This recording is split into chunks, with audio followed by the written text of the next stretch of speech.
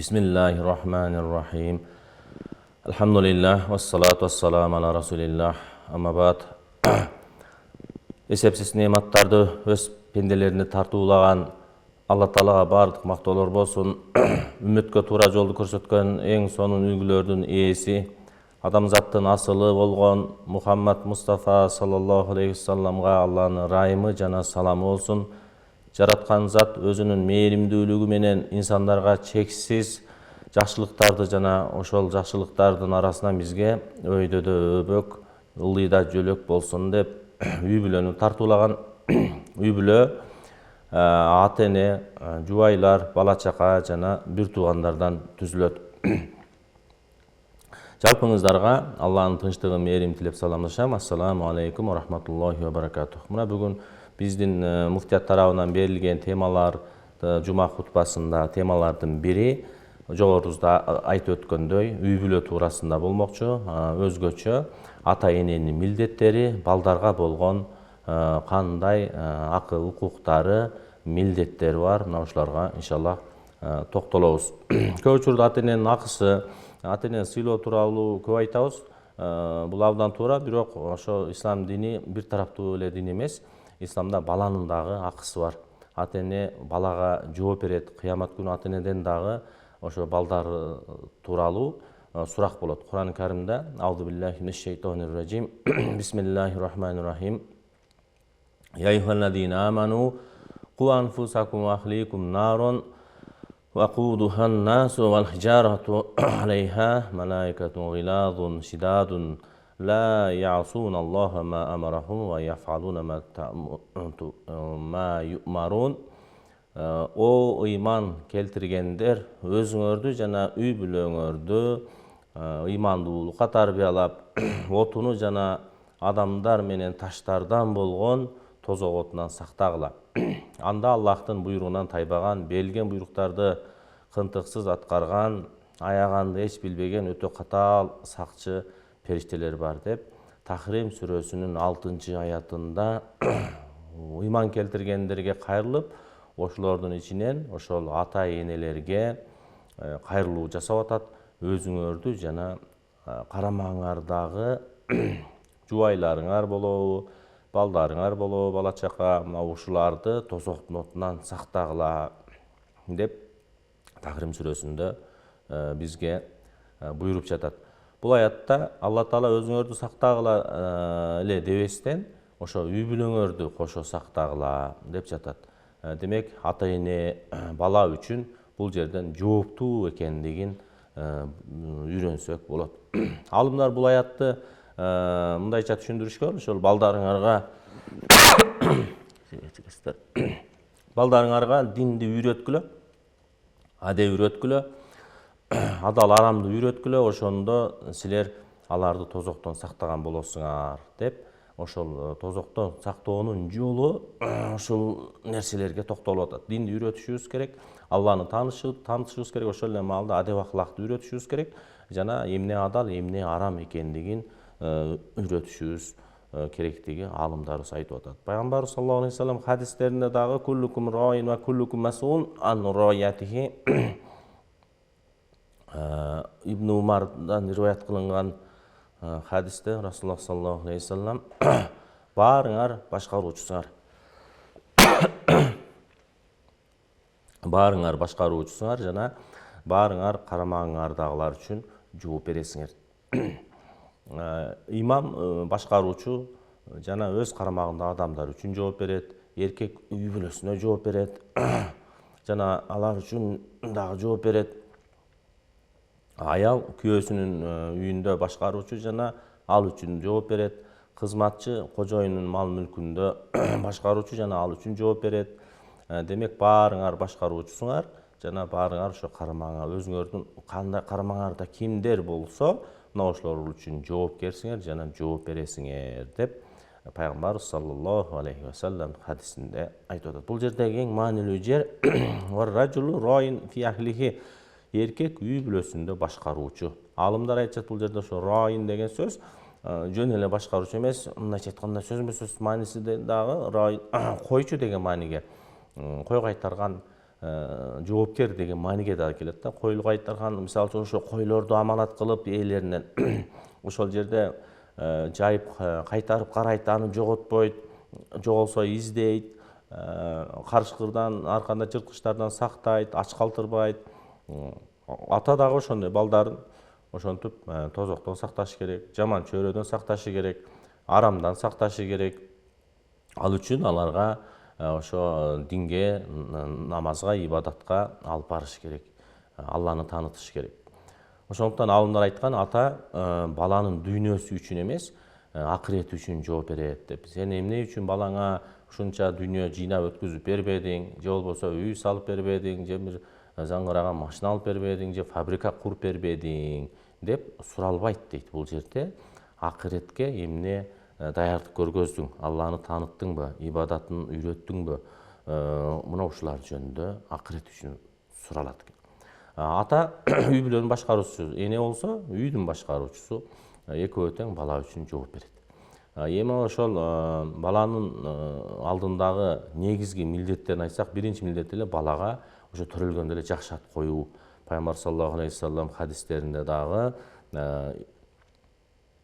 иннакум тудауна яумал киямати би асмаикум ва асма абаикум фахсину асмаакум деп, ошо кыямат күнү өз атыңар менен жана атаңардын аты менен чакырыласыңар, ошондуктан жакшы ат койгула деп Абу Дауд риваятында айтат. Ошондуктан биз ар бир балага ат коюп атканда исламга туура келген, жаман мааниге келбеген жакшы аттардан коюшубуз керек экен. Кийинки милдетибиз ошол тарбия бериш керек. Пайгамбар саллаллаху алейхи вассалам хадисинде ма нахала валидун валадаху мин нахлин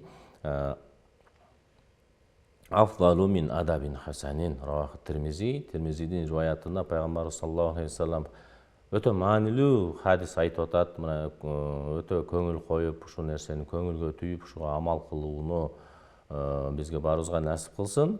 Эмне дейт? Атанын баласына берген эң чоң белеги бул жакшы тарбия, абдан кооз тарбия дейт да.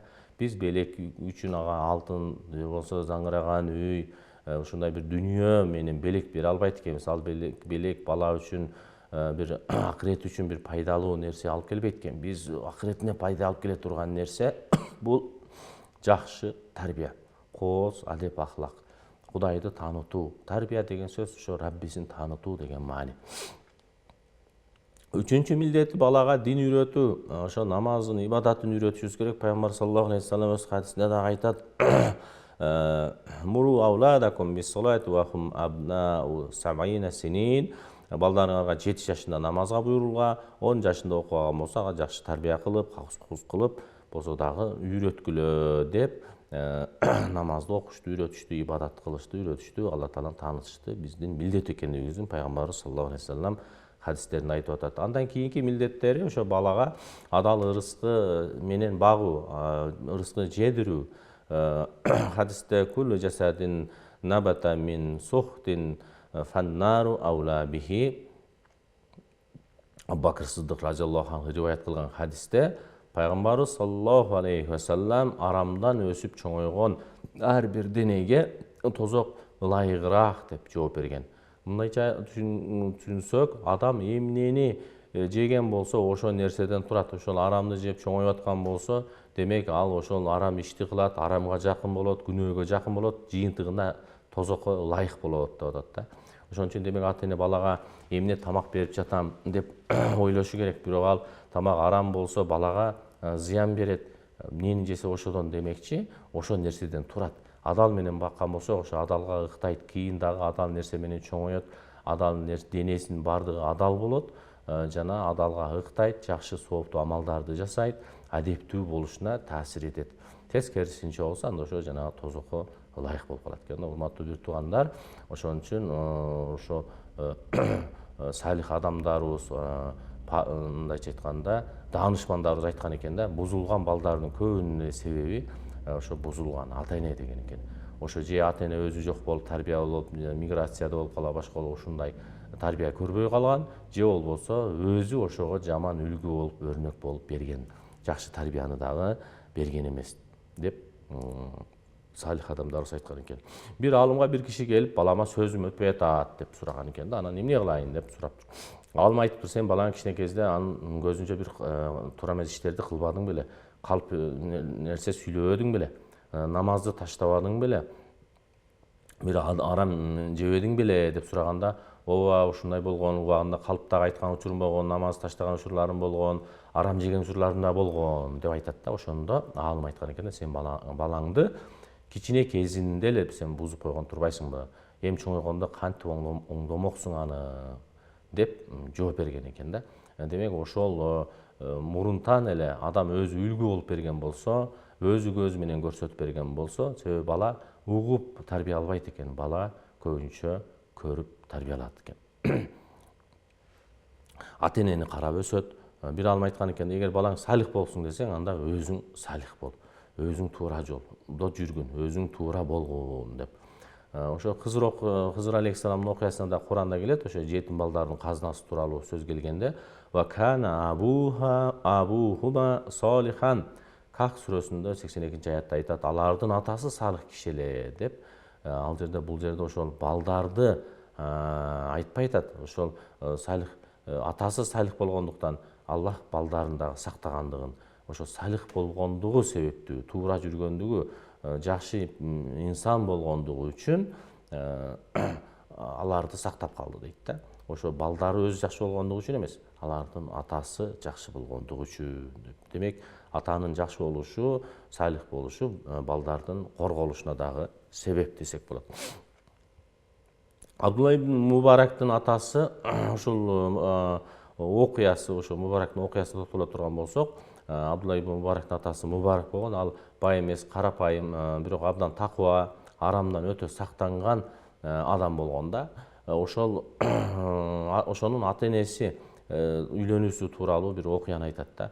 Абдулла ибн Мубарактын апасы ошол казы Нух ибн Мариямдын кызы болгон экен.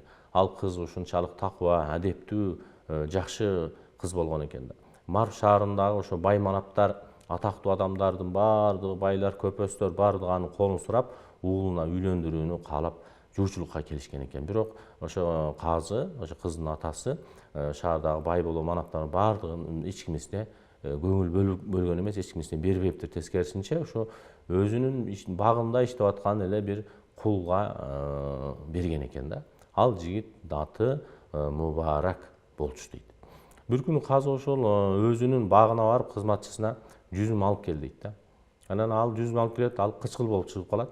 Казы айтат, мага татуу жүзүм алып кел дейт. Ал дагы алып келет, дагы эле кычкыл болуп калат. Анан ошондо айткан экен, о байкуш, сен бир татуу жүзүм менен кычкыл жүзүмдү айырмай албайсыңбы деп ошондо айтканда кызматчы жооп берген экен, ооба айырмалаймын, бирок сиз мени бул бакта иште деп буйрук бергенсиз. Жегин деп буйрук берген эмессиз. Мен бул бактан жеген жокмун. Жебеген адам татуусун да кычкылын да билбейт деп жооп берген экен. Казы бул сөздү угуп ушунчалык таң калат экен. Аллах сенин аманатыңды, чынчылдыгыңды сактаптыр деп айтат экен да. Бирок ушуну сынап да көрөт экен. Кол кошуналардан сурайт экен. Өзүнүн ошол колунда кызматчысы ушул бактан бир нерсе жеп атканын көрдүңөр беле деп сураганда, кошуналардан дагы бул эч ким баардыгы күбөгө өтүп бериптир. Ошо биз бул жерден бир жегенин көргөн эмеспиз деп. Ошондо анын ошонун чынчылдыгына, такыбалыгына, арамдан канчалык сактанганына толук ишенип, анан кийин менин бир кызым бар, көптөгөн байлар, ататтуулар, көпөстөр куда түшүп жатышат, бирок менин кызымды Аллахтан корккон адамга бергим келет деп айтат да. Ошондо Мубарака ушул натыйжада турмушка берет. Андан кийин ошо Абдулла ибн Мубарак деген ошол өз заманынын аалымы, чоң мухаддиси, чоң мужахиди, мындайча айтканда ошол төрөлөт экен да. Мындан биз эмнени айтмакчыбыз? Ошол адал менен чоңойгон бала жөнүндө. Бир жерге барып кызматчы болуп аткан болсо, азыр кызматчылар ойлонуп көрсүн, ошол багында кызмат кылып алып, мөмөсү, чөмөсү пышкан болсо, ошодон ооз тийип атабы, тийбей атабы?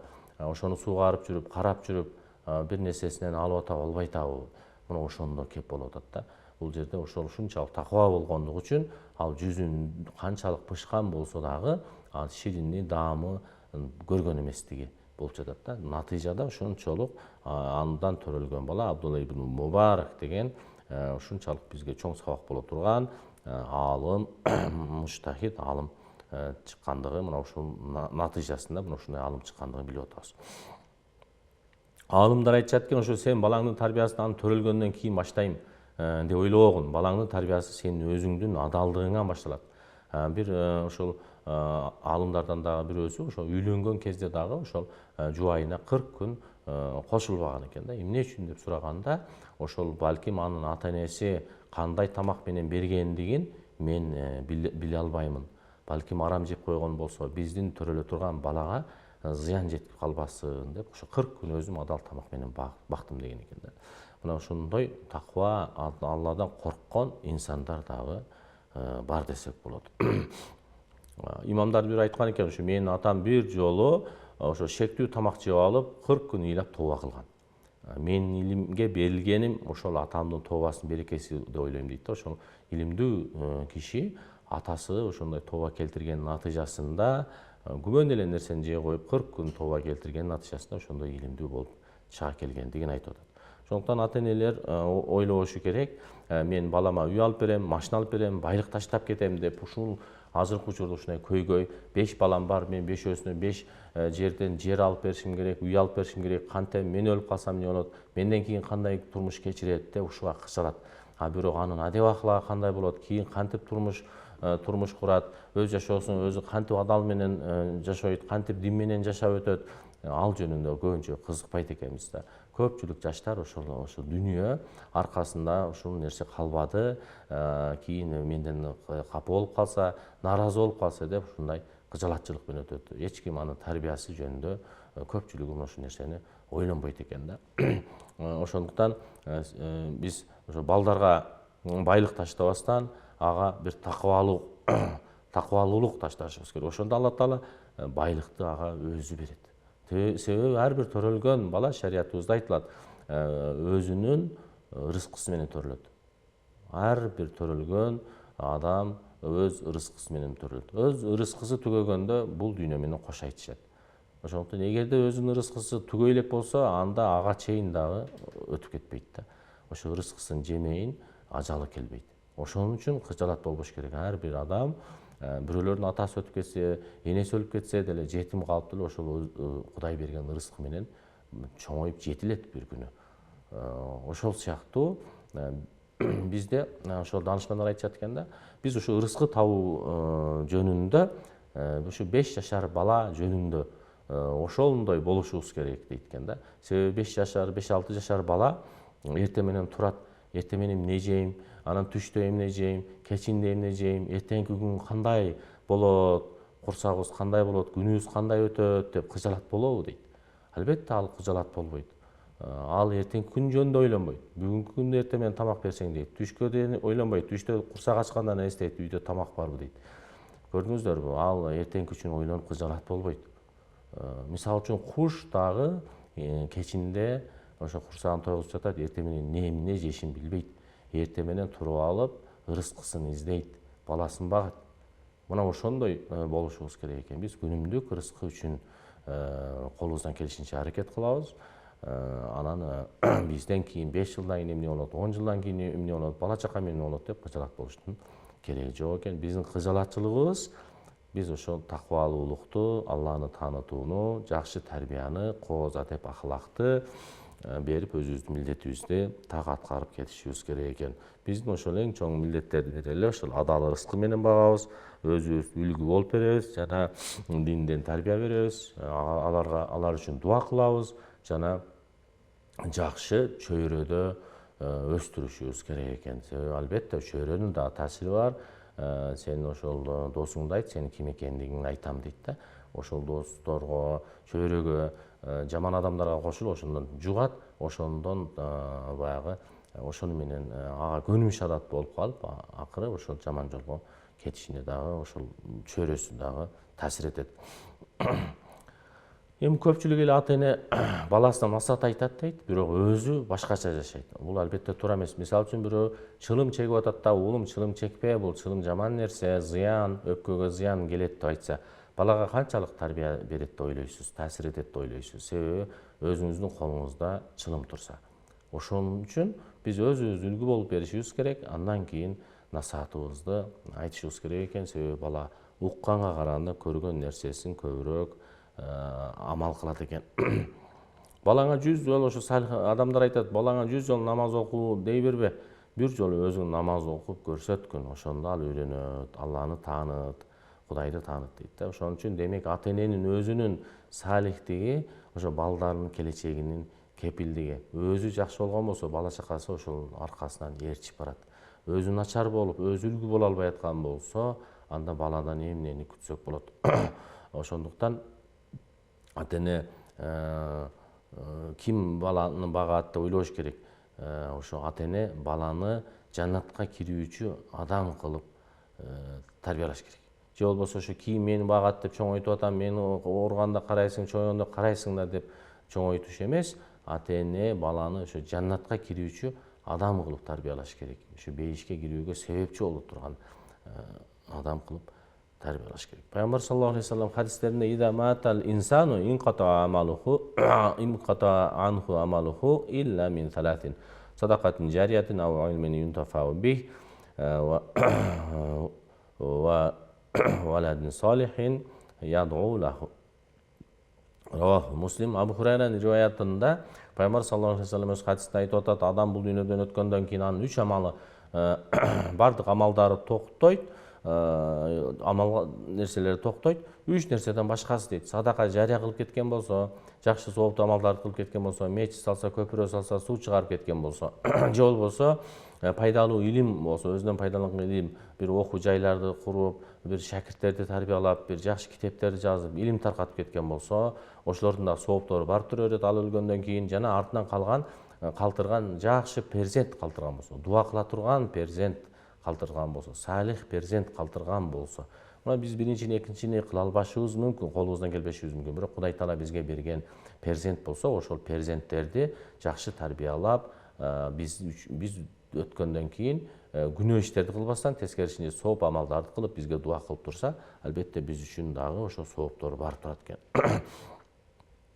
Мындан дагы биз ошо ата эненин көзү өткөндөн кийинки амалы ошо салих бала калтырып, ошол балдар дагы атасы үчүн дуа кылып турса жакшы экен. Бир салих адам ошол түшүндө бейиште даражасы көтөрүлүп жаткандыгын көрөт экен да. Анан Алладан сурайт экен, мен мынчалык амал кылган эмес элем, эмне үчүн даражам көтөрүлүп атат? Бул даража кайдан келди деп айтканда, бул сенин балаң үчүн кылган истигфар жана дуалар себеп болду деп айткан экен. Ошондуктан биз инвестиция кылышыбыз керек балдарга. Бул тарбия, кооз, адеп, ахлак. Мына ушуну берсек, балким биз миллион дүйнө таштаганыбыз менен ал бир күн кумарканага кирип жок кылып коюшу мүмкүн. Үй бүлөнү бактылуу кыла албашы мүмкүн. Тарбиясы начар болуп калышы мүмкүн. Ал нерсе бакытты алып барбайт. Дүйнө биз үчүн бактылуу алып келбейт да. Биз ал рызкы Кудай Тааланын колунда. Биз ага аралашпайбыз.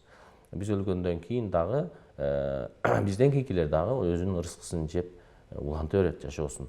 Биз ошого тарбияга маани беришибиз керек. Кудайды таанытып, ибадатын кылдырып, үйрөтүп, өз үлгү болуп кетишибиз керек экен. Эң чоң мурас бул ошол үй машина эмес, эң чоң мурас ыймандуу, адептүү, салих перзенттерди жана хадисте айткандай, ата эне балдарына сонун кооз, адептен башка эч нерсе, мындайча айтканда, белек калтыра албайт дейт. Белеги биз үчүн балдарга болгон белек кооз, адеп, ахлактуу перзент.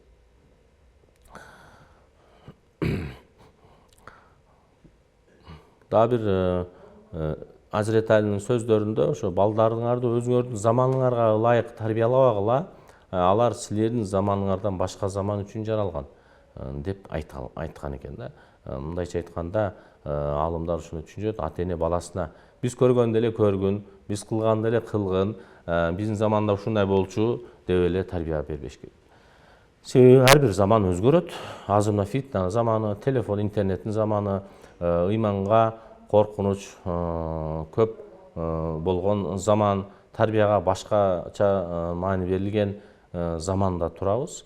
Ошондуктан биз ошо тарбиянын ушу жаңы ыкмалары менен, мисалы үчүн ушуларга азыркы учурдагы эле мына соц тармактарда баягы балдарды окуу мугалимдери кичине болсо какыс кукус кылып койгон болсо, урушуп койгон болсо, ошол жерден эле анан кийин соц тармактарга чыгарып, ата энеси арызданып, мына ушундай өтө фитна болуп кетип аткан учурлар бар. Албетте бул заманга ушул нерсе туура эмес. Бирок мына жакында эле президентибиз өзү деле айтпадыбы, биз деле ушул мектепте окуганбыз, ага эжелерибиз биз деле урчу, келтек чечүүбүз деп. Ушундай эле тарбия болгон учурунда, бирок амалда бардыгы эле ошо ата энеси баласын сөөгү меники, эти сеники деп берген учурлар болгон. Андай бир учурда бир фитна болгон эмес. Азыркы учурда бирок ошондой тарбия менен тарбиялай албайт экенбиз да. Ал заман башка, бул заман дагы башка болуп атат.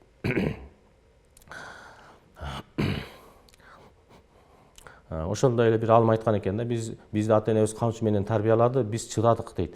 Биз балдарыбызды камчы менен тарбияласак, алар бузулат, себеби заман башка деп дагы айткан жери бар экен. Азирети Али ошон үчүн балдарыңарды алардын өзүнүн заманы менен тарбиялагыла дейт да. Ушул заманда тарбиянын эң мыкты тарбиясы кандай?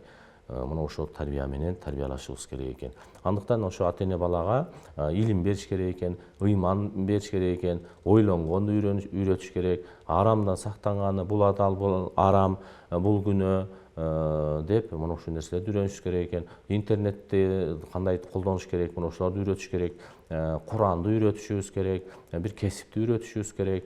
Бул замандагы ушундай ошол тарбиялар. Эгерде ушу бош болуп эле калса, же китеп окубаса, же илим окубаса, бала кыларга иши жок. Анан кийин телефондон жанагы азгырылып, коркунучтуу кинолорду көрүп, же болбосо уят нерселерди көрүп, андан таасир алып, ошо телефонго байланып, ушундай учурларыбыз акыркы учурда көп көйгөй болуп кетип атат.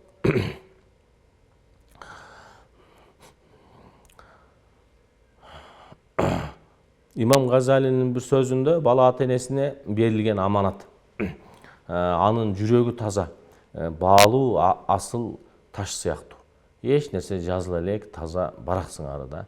Ага эмнени жазсаң, ошону жазылат дейт. Караңыздар, кандай кереметтүү сөз. Бизге берилген аманат бала, жана анын жүрөгү ошол асыл таш сыяктуу таза кагаз, таза барак, ак барактай. Ага биз эмнени жазабыз? Үстүнө коркунучтуу бир нерселерди чиймелеп жазабызбы, же болбосо гүл тартабызбы, ага бир жакшы нерселерди, кооз нерселерди тартып беребизби? Ошо бизге багылык экен да, бизге караштуу экен. Биз мындайча айтканда ушул нерсеге көңүл бөлүшүбүз керек экен да. Биз эмнени жазабыз, ошол нерсени аткарат. Ошон үчүн өзүбүз эмне гүл берет. Мисалы үчүн пайгамбар саллаллаху алейхи вассаламдын хадистеринде бир ошол бир аялды көрүп калат, баласына: "Эй, бери кел, мен сага муну берейин" дейт да. Анан пайгамбарыбыз карап калат да. Анан келип чакырат. Анан ошондо пайгамбар сурайт да: "Сен ага эмне берейин дедиң эле?" десе, "Ошо бир идиштеп нерсени берейин дедим эле." Чын анык берейин дедиң беле? "Ооба, берейин дедим эле." Эгерде сен ошол нерсени бербегенде, анда сен жалганчы болмоксуң дейт да. Көрдүңүзбү, ушул нерсе да бизге ошо балдарды алдап, балдарга жалган сүйлөп, ошонун натыйжасынан ата сен да ошону кылгансың, же апа сен ушундай эле ошону кылгансың, минткенсиң, тинткенсиң, себеби ал аны көрдү. Биз туура эмес жүргөнүбүздү көрдү, демек ошонун аркасынан ээрчит. Өзүбүздүн ээрчит. Ошон үчүн баракка, таза баракка кандай жазышыбыз бул ата энелерден көз карап экен. Лейсал ятиму ман мата абуху, иннал ятима ятимул илм вал адаб. Ушул жетим деген сөз өзү атасы өлгөн бала эмес дейт да. Чыныгы жетим тарбиясыз жана илимсиз өскөн бала деген. Кандай сөз. Ошол биз ошол тарбияга маани беришибиз, ошо илимге маани беришибиз, ошо жаштайында бир нерсеге окутуп, кесиптин ээси кылып койсок, ошол кесип менен адал акча менен чоңоюруна бир кепилдик десек болот да. Иннека ин алламта Иннека ин allamta waladakal Qur'ana sagiran qadahul Qur'anu kabira. Егер сен балаңа кичине кезинде эле Куранды үйрөткөн болсоң, чоңойгондо аны Куран өзү жетелейт дейт. Дагы бир сөздө аслих нафсака юслихуллаху лака валадака, өзүңдү оңдогун, Алла Таала сен үчүн дагы балаңды оңдойт дейт. Өзүң кайсы жолдо бассаң, мындайча айтканда, балаң дагы сенин аркаңан ошо нерсени туурайт дейт. Бул бала тарбиясынын эң чоң формуласы десек болот. Биз ошо ата-эне катары балдарыбызга жашоону бир жеңилдете бербешибиз керек. Биз аларды жашоого даярдашыбыз керек. Демек балдарыбызга ыйман, адеп, илим, адал ырыскы беришибиз керек. Жана жакшы үлгү, өзүбүз да жакшы үлгү болушубуз керек экен.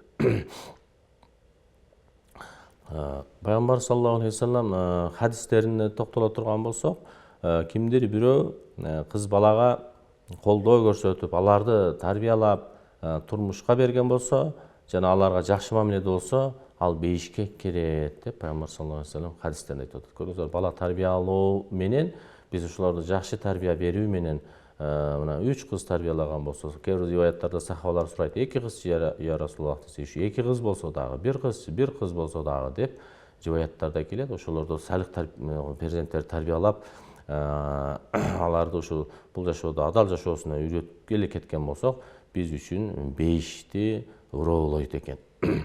Кийинки бир хадистерде ошол ар бир бала табиятынан эле таза төрөлөт, күнөөсүз төрөлөт, андан кийин анын ата-энеси иудей, христиан, мажуси кылып тарбиялайт дейт да. Бул дагы өтө маанилүү. Төрөлгөн балада эч кандай күнөө жок. Биз аны кандай кылып тарбиялайбыз, кандай адеп ахлак беребиз, ал бизге көз каранды.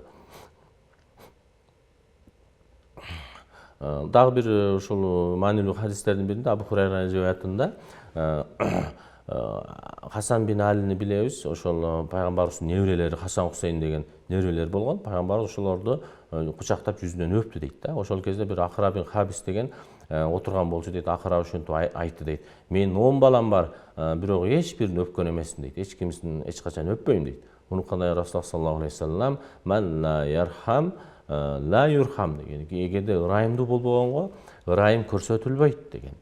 Сиз ошо перзентке ырайым көрсөтүп, мээримиңизди төгүп, аны кучактап, аны сүйүп, анын жүзүнөн өпкөн болсоңуз, мээримиңиз төгүлгөн болот. Натыйжада кийин сизге дагы ошол бала мээримин төгүп карайт. Бул жердеги ошо 10 баласына карабаган адамды сен өзүң бирөөгө ырайым көрсөтпөсөң, сага кандай ырайым көрсөтүлөт? Сага башка, мындайча айтканда, Алла Таала сага кандай ырайым көрсөтөт? Сен өзүң бирөөгө ырайымдуу бол, мээримдүү бол, Алла Таала да сага ырайымдуулугун көрсөтсүн деп пайгамбарыбыз айткан экен да. Анас бин Малик да пайгамбар саллаллаху алейхи вассаламдын колунда 10 жылдай кызмат кылган. Ошол айтат да, пайгамбарыбыз да ушунчалык кызмат кылдым, бирок бир жолдо ама уф деп да айткан эмес дейт. Кызматчысы катары айткан эмес. Бир ишти кылган болсо, эмнеге мындай жасап койдуң деп дагы катуу айткан эмес дейт. Муну мындай кылсаң болмок деп дагы бир кесе айтып, ушундай айткан эмес дейт да.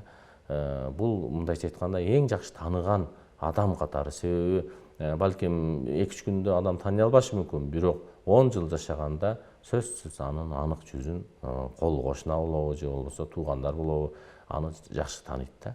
Ошондой эле ошо Анас бин Малик да пайгамбарыбыздын ушундай сыпаттаган экен. Пайгамбарыбыз ошол хадистерде ошо 7 күндүк болгон кезде ат коюлушун, чачын алып, аны баягы акыйка курмандыгын кылып, эгерде эркек бала төрөлгөн болсо 2 кой, бирөө төрөлгөн болсо, эркек төрөлгөн болсо 2 кой, кыз бала төрөлгөн болсо 1 кой сойгондугу тууралуу да хадистерде бар. Бул мустахаб амалдардан, сүннөт же важип амалдардан эмес. Силер кыямат күнү өз атаңардын атынан чакыра алсаңар, ошону жакшы ат койгула деген. Биз ошол чачын алып, ага жакшы ат коюп, азан айтып, оң кулагына, сол кулагына такбир айтып, андан кийин ошол жакшы ат койгондон кийин ошол чачын алганда дагы грамдап, ошо күмүш несебинде бир садака берип, ошо баланын садака фитрин, зекетин берип, ушул биздин милдет. Андан кийин бир кесипке үйрөтүп, андан кийин ага бир илим үйрөтүп, Кудайды таанытып, бир кесипке үйрөтүш биздин ошол милдеттерибизден экен.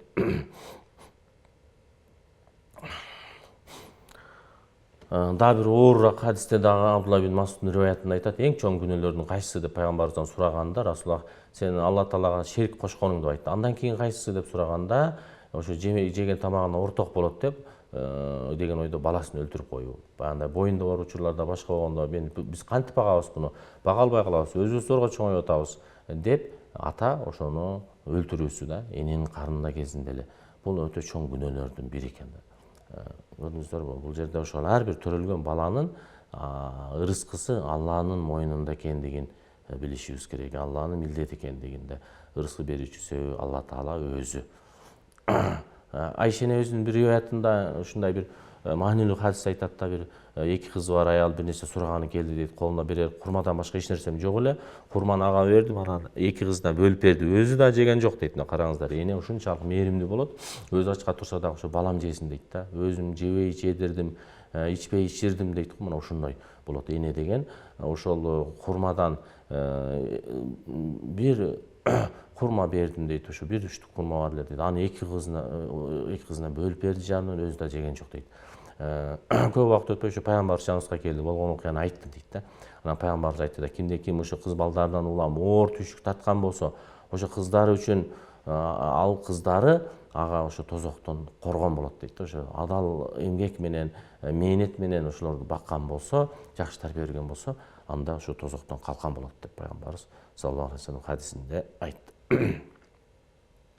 Андан кийин ошо балдардын арасында дагы адилеттүү болуштуу жөнүндө дагы хадистерден ошо бирөөсү айтат, ошо атам байлыгын бир бөлүгүн садака катары мага берди дейт. Анан апам ошо Алланын элчиси күбө болуу боюнча мен ыраазы эмесмин дейт. Атам берген садакага күбө болуу үчүн пайгамбардын жанына барды. Расулуллах саллаллаху алейхи вассалам балдарыңардын баардыгына ошол садакадан мурасыңан тең бөлүштүрүп бердиңби деген, атам жок деп жооп берди дейт. Ошо кичик баласынабы же бир баласына көбүрөөк бериптир да. Ошондо Расулуллах саллаллаху алейхи вассалам мындай деп жооп берди: Кудайдан корккула, балдарыңардын ортосунда адилеттүү болгула деген да. Ошо балдарына дагы караганда, кийгенде, ичиргенде, баардык нерседе адилеттүү мамиле кылыш керек. Бирөөсүн сүйүп кучактап өп, чоңураагын түртүп коюп, мына ошондой кылган албетте туура эмес тарбия болот, адилеттүүлүккө жатпай калат да. Кийин анан атам дейт, үйгө келип мага берген садаканы берүүдөн баш тартты, баардыгыбызга бирдей кылып бөлүп берди дейт. Мына ошол Али ибн Абу Талибдин айткан риваятында дагы Расулуллах саллаллаху алейхи вассалам небереси Хасанга атап акыйка катары бир кой сойду дейт. Жана Фатима баланын чачын алгын, чачынын салмагындай дагы күмүш садака бергин деп айтты дейт пайгамбарыбыз. Мына ошондой мындайча айтканда акыйка деген нерсе ошол мүмкүнчүлүк, бул мустахаб амал, важип эмес, бирок ошо мүмкүнчүлүгү барлар ошондой бир кой союп койсо, кыз балага бир кой, эркек бала төрөлгөн болсо эки кой союп, анан чачын алса ошо чачын салмакка коюп грамдап бир күмүш садака берип койсо, жакшы амалдардан, мустахаб амалдардан экендигин билсек болот. Хадис шарифтерде да келет, балдарыңарды көп-көп эркелеткиле, ар өпкөнүңөрдө бейиштеги даражаңар көтөрүлөт деген. Кандай хадис? Көрдүңүздөрбү? Ошол бала чаканы биз мээрим менен баксак, мээрим менен өстүрсөк, эртең ошондой мээримдүү болуп чоңоет да. Буну баягы жаңы топуракка эгилген бир гүлдөй элестетсек болот да. Ошол нерсени жакшы караган болсок, анан ошол гүл дагы бизге жакшы сонун гүлүн ачып берет. Ошондой элестетсек, ошого көп эркелетсе, ошону ар бир өпкөнүбүз үчүн бейиште даража көтөрүлүшү. Баланын жыты бейиштин жыты деген да.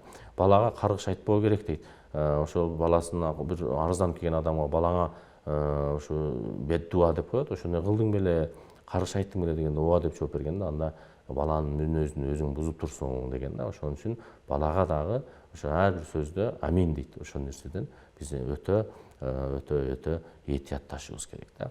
Ошон үчүн жана айтып аткандай, бала биз үчүн аманат. Ата эненин аманаты жана таза барак, жүрөктөрү таза, гавхар сыяктуу десек болот. Бала кийин ошо жана талчык сыяктуу да, ийилчек болот. Каалаган формага салууга болот. Аны өзүбүз кандай формага салышыбыз бизден. Түшүмдү көп берүүчү топуракка окшош. Мындай топуракка эмне тиксең, аны түшүмүн аласың. Ошондуктан бала эмнеге багытталган болсо, ошол жака багыт алат да. ошол боюнча өсүп жетилди. Уяда эмнени көргөн болсо, учуп чыкканда ошону кылат. Балдар ошол ошон үчүн балдарга ыйманды, Алла Тааланы таанып, анын буйруктарын үйрөтүп, анын тыюуларынан качууну үйрөтүшүбүз керек экен. Ошолдон кийин бала да бактылуу болот, ошол бакытка ата энеси дагы, устазы дагы, мындайча айтканда, шерик болот десек болот.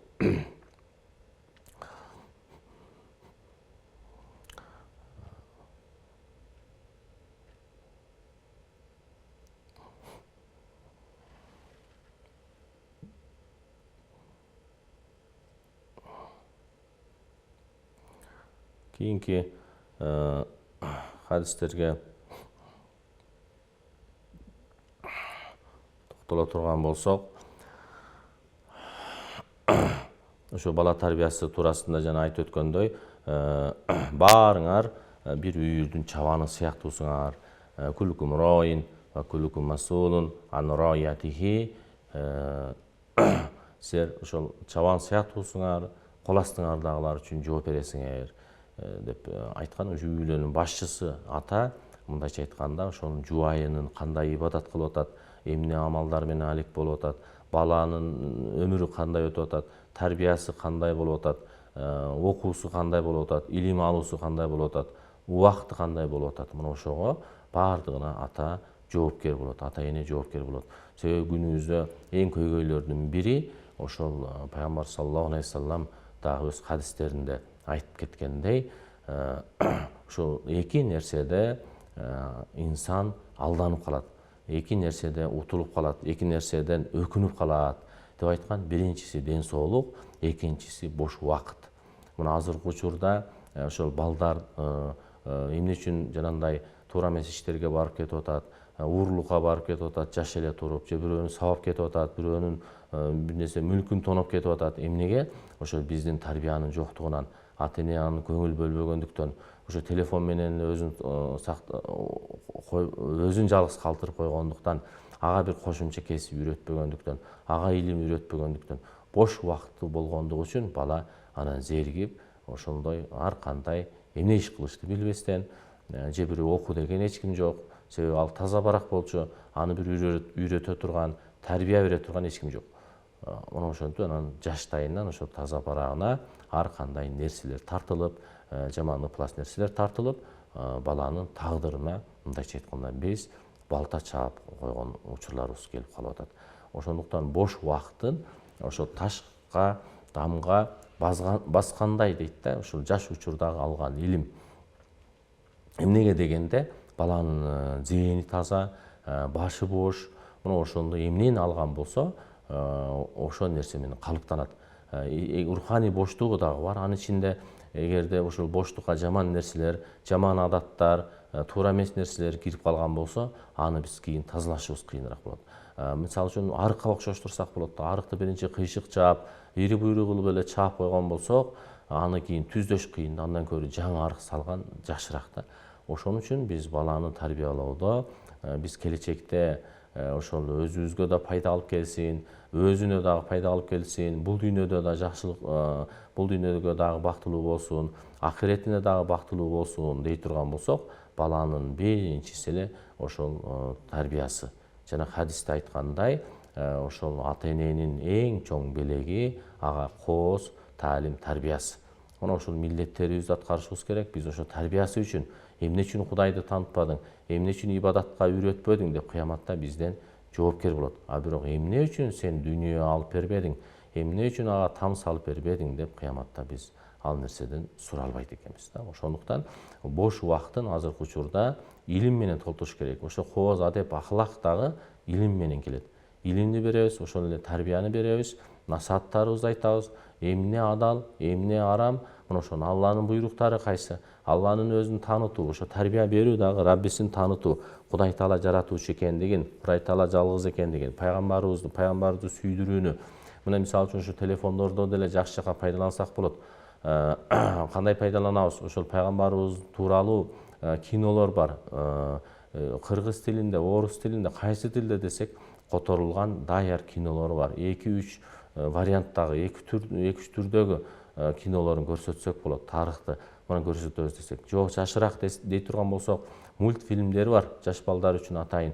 Ошол сахабалардын өмүр баяндары, мына ушулордун таасир эте турган кинолорду, мультфильмдерди көрсөтсөк болот. Ошол телефондон дагы жакшы нерселерин пайдалансак болот. Мына азыркы учурда өтө таасирдүү, мисалы үчүн 5 эненин таман астында деген кинолор чыгып атат. Өтө таасирлүү.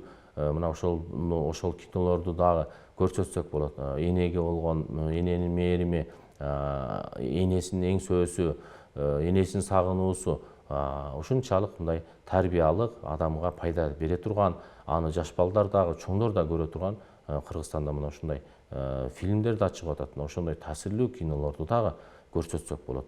Биз азыркы учурда ошол ар кандай бир орусча же башка тилде бир болбогон нерселер, пайдасыз нерселер, машина жарыш, анан уруш, атыш, ушуга ошол нерселер көрсөтүп коет. Ал келечегине бир үлгү ала турган нерсе жок да, ал нерседе. Пайда жок, убакытын жөн гана өткөзөт. Ошол эле маалда убакытын өткөзөт, ошол эле маалда ден соолугунан ажырайт. Эмнеге? Ошол көзү менен көрөт, телефондон канча терс энергия көзүнө ушунчалык алат, экранды көзүнө алат. Ошол эле маалда жаштыгын урдайбыз да. Ошо биз контролдобой коюу менен анын жаштыгын урдайбыз. Кийин келечекте мына ошол бир педагогдун айтканы бар эле. Азыркы учурда дейт, телефон көргөн, ошо телефон менен өмүрүн өткөзгөн бала эртең китеп окуган баланын алдында кызматкер болуп иштейт дейт да.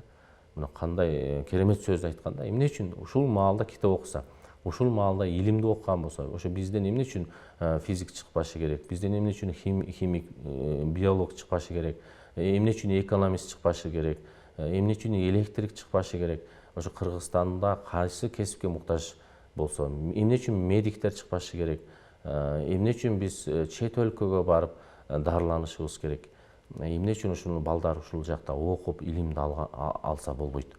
Ошондуктан ушул нерселер, эмне үчүн технология мына азыркы учурда, ошону биз балдарды азыртан ошо эмнеге кызыгып атат, кызыгуусун карашыбыз керек. Ошо кызыккан нерсесин биз ошого мындайча айтканда шарт түзүп беришибиз керек. Ошо кызыккан нерсесине окутушубуз керек. Баардыгы эле диндар болуп эле кеткени туура эмес болот. Динди керектүүсүн алса макул.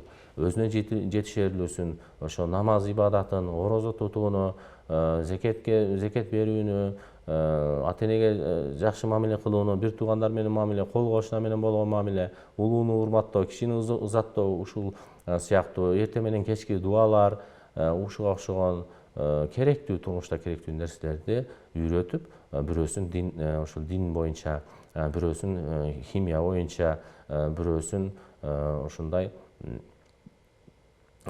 технолог кылып, ошондой кылып тарбиялаганга болбосун. Ошон үчүн кайсыга кызык, бирөөсүн футболист кылып чыгарыш керек, мисалы. Ошол кимиси эмне кызыккан болсо, ошол нерсеге шарт түзүп беришибиз керек.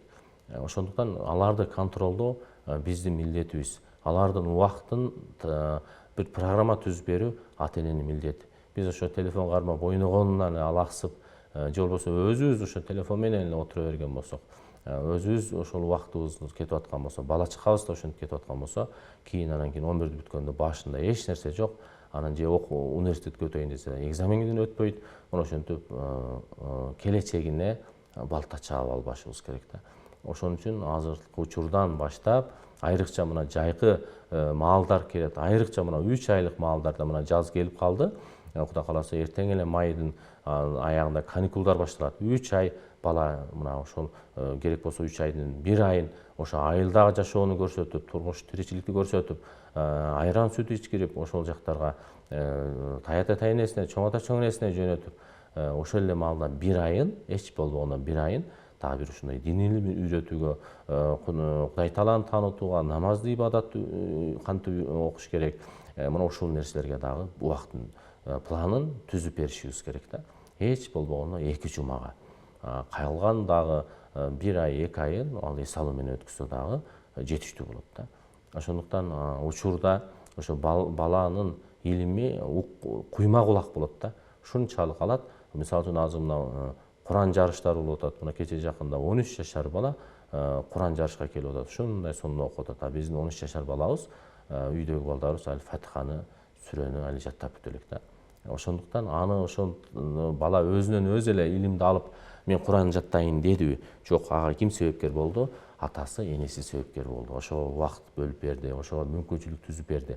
Ошондуктан биз балдарды учурдан илимге кызыктырып, убакытын туура пайдаланууга, макул жарым саат ойносун, мультфильм көрсүн, керектүү нерселерди көрсүн, эс алсын, ошондой ченем менен гана биз аларга убактындагы контролдоп, расписаниясын түзүп бериш керек. Ошо мектепте кандай расписание түзүлгөн болсо, үйдө дагы балдарга ошондой расписание түзүп беришибиз керек. Экинчиден, ошол жакшы иштерге сыйлыктарды беришибиз керек.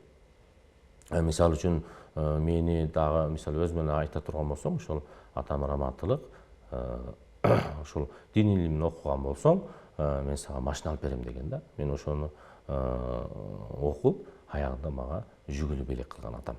Бул мындайча айтканда стимул десек болот да. Ошондой эле бир сүрөнү мындайча айтканда бир сүрөнү жаттасаң, же болбосо мектептеги ушул боюнча катышсаң, же болбосо футболдон жеңсең, же шахматтан жеңсең деп ушундай оюндардан, же болбосо илимден, же англис тилден сен ушуну, араб тилден, же болбосо Курандан ушуну жаттасаң, Ясин сүрөсүн жаттасаң, сага ушуну алып берем, велосипед алып берем, тоо алып берем деп ошондой бир кызыктыруучу сыйлыктар менен кылсак, бала ошол нерсеге кызыгып, натыйжада ошо белекти дагы алат. Анан ошонун себептүү ал дагы ошол майда сүрөлөрдү жаттап калат, дуаларды жаттап калат, же болбосо бир кесиптин ээси болуп калат.